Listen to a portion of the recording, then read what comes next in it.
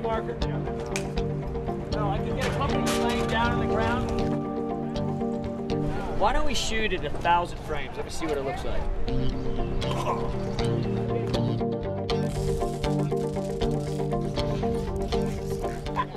my God, that's disgusting.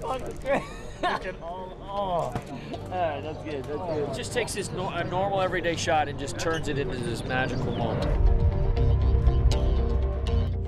I wanted to do something on the cheap. We did it for 24 million bucks. You know, people always say, oh, he can't do anything more than, you know, a couple 100 million or 150 or whatever. And it's just to show people, yes, I can. If you have a choice of shooting something nice or something? It's definitely a departure from Michael Bay.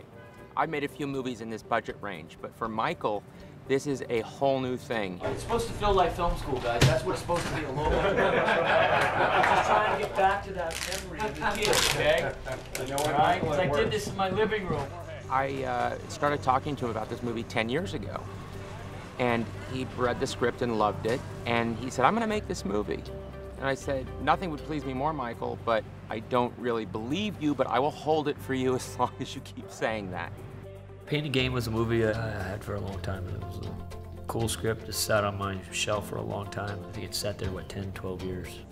Every time he'd have another hit, I'd say, Michael, there's no way you're gonna go back to this now and make this movie, which has to be made for a much smaller budget. And he said, oh yes, I am. It's exactly why I want to do it even more.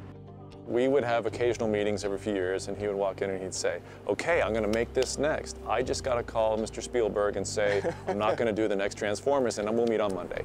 And then it turns out that phone call went differently. There are several studios relying on him to bring in a vast chest of money every summer.